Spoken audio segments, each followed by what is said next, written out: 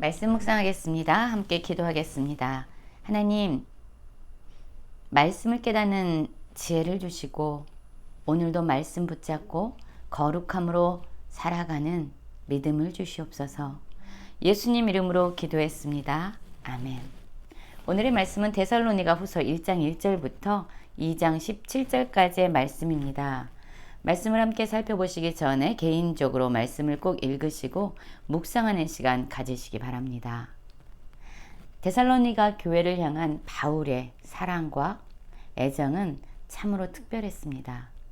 믿은 지 얼마 안 되는 어린 아이와 같은 교회였지만 데살로니가 교회의 성도들은 믿음과 사랑과 소망의 열매를 맺으면서 잘 성장하고 있었어요. 바울은 박해와 고난과 핍박 속에서도 믿음을 붙잡고 견디고 있는 이 성도들을 향해서 편지를 보냈죠. 주님 곧 오신다. 그러니 소망을 가지고 믿음으로 잘 버텨야 돼. 라는 격려와 위로의 편지를 보냈습니다. 그것이 데살로니가 전서였어요. 그런데 아쉽게도 데살로니가 교회 성도들이 바울의 편지를 받고 어떤 사람들은 주님의 날이 이미 왔다 라는 거짓된 가르침에 혼란과 두려움에 빠지게 되었습니다. 또 어떤 사람들은 주님이 곧 오신다고 한다. 그러니 우리가 이렇게 일상적인 삶을 열심히 살아갈 필요가 뭐가 있겠는가 라고 말하면서 게으름과 무질서 속에서 살아가게 된 거예요. 그래서 바울은 그들의 잘못된 그러한 믿음들, 잘못된 삶의 모습들을 다시 세워주기 위해서 편지를 다시 보내게 됩니다. 그것이 바로 데살로니가 후서입니다.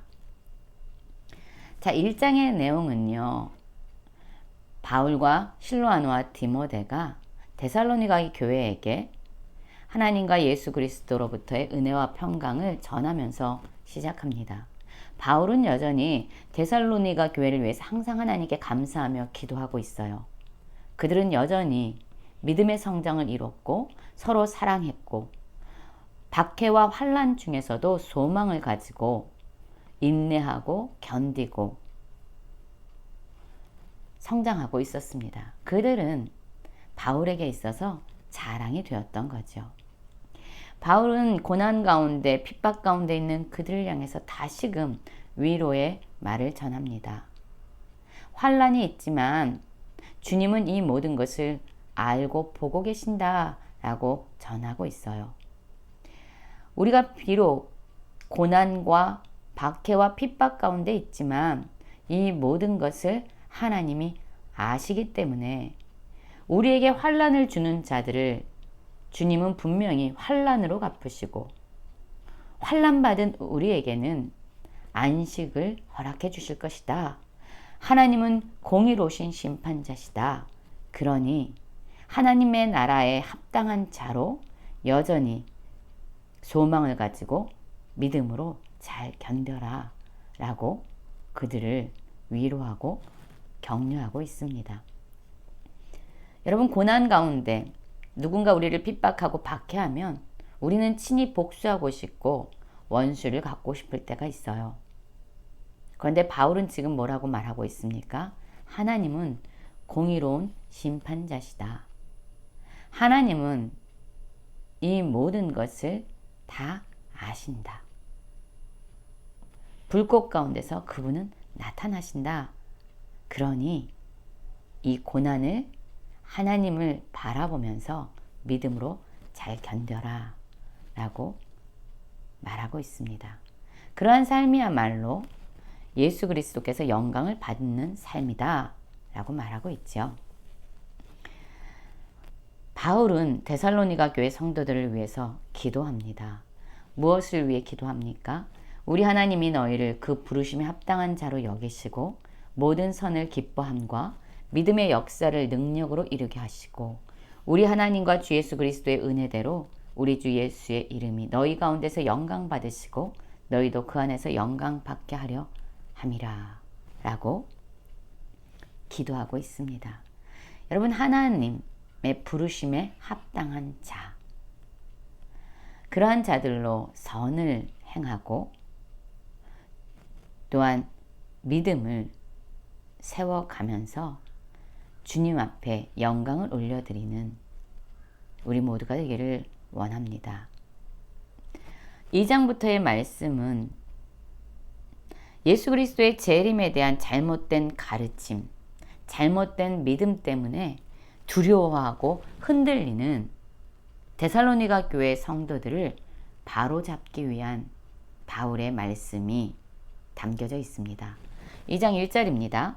형제들아, 우리가 너희에게 구할 것은 우리 주 예수 그리스도의 강림하심과 우리가 그 앞에 모임에 관하여 영으로나 또는 말로나 또는 우리에게서 받았다 하는 편지로나 주의 날이 이르렀다고 해서 쉽게 마음이 흔들리거나 두려워하지 말아야 한다는 것이라.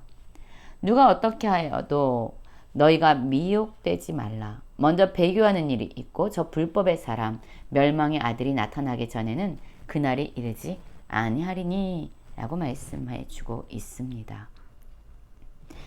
그렇습니다. 이때에 데살로니가의 일부 성도들은요, 주님의 날이 이미 왔다 라고 잘못된 가르침 때문에 흔들리고 혼돈스러워하고 두려워했습니다.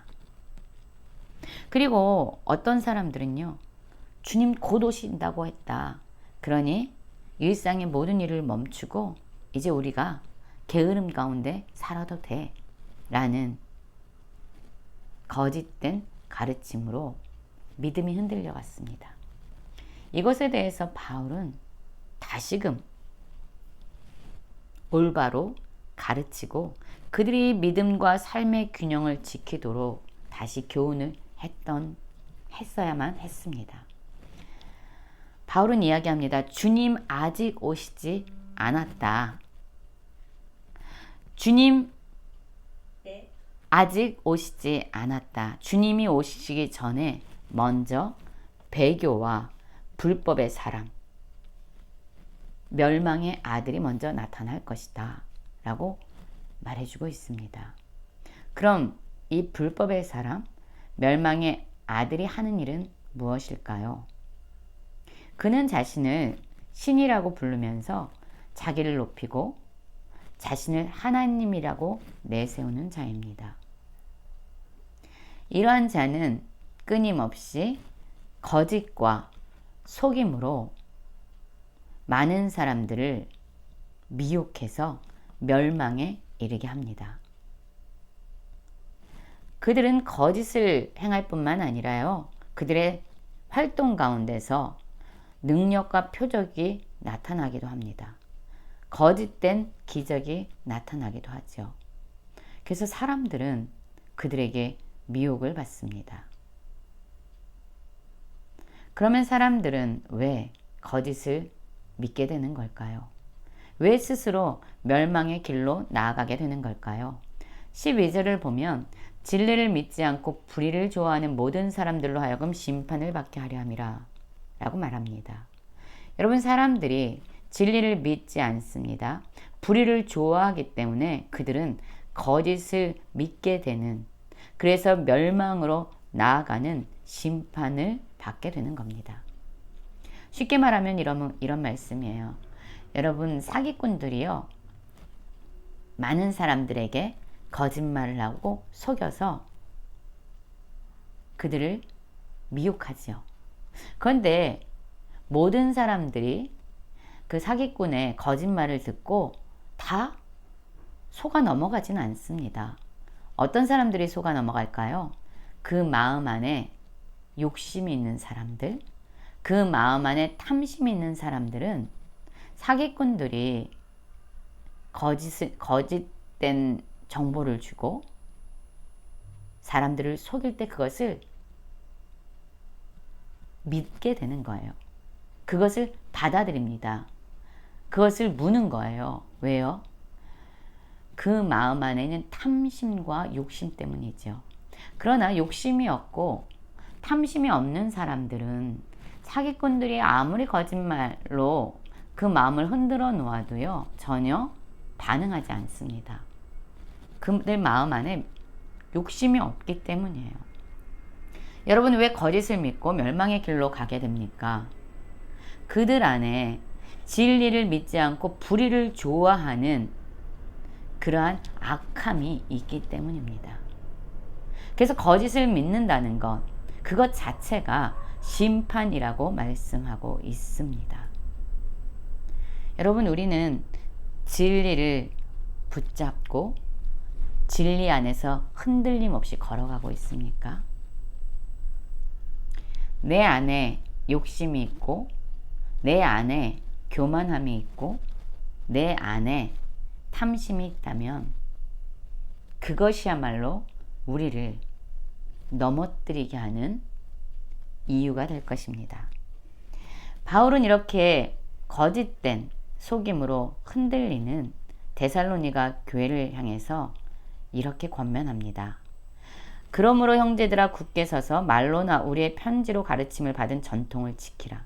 굳게 서라. 진리의 말씀 안에 굳게 서라. 그리고 가르침을 받은 대로 지켜라. 굳게 서서 그대로 그 말씀을 지키는 삶, 진리대로 살아가는 삶이 우리를 많은 거짓과 속임 가운데서 바로 세울 수 있는 길이야 라고 말씀해 주고 있습니다. 여러분, 하나님께서 우리를 택하여 주셨습니다. 그래서 성령의 역사를 통해서 우리를 거룩하게 빚어 가시지요. 진리를 믿게 하심으로 우리를 구원해 주셨습니다. 예수 그리스도의 복음으로 말미암아 우리를 죄와 사망으로부터 건져내셨습니다. 우리의 삶을 통해서 예수 그리스도께서 영광 받도록 하나님은 우리를 구원해 주셨습니다. 우리가 해야 할 일은 무엇입니까? 주님 말씀 안에서 굳게 서서 말씀에 순종하는 것입니다. 예수 그리스도와 우리 하나님은 우리를 사랑하시는 분이에요. 우리에게 영원한 위로를 주시는 분이고 좋은 소망을 은혜로 주시는 분입니다. 주님 안에서 위로받으시고 주님이 주시는 힘으로 선한 일과 말에 굳건하게 세워지는 모든 성도님들, 그래서 세상의 미혹에 흔들리지 않고 여전히 믿음의 삶을 살아내는 모든 성도님들 되시길 간절히 기도합니다.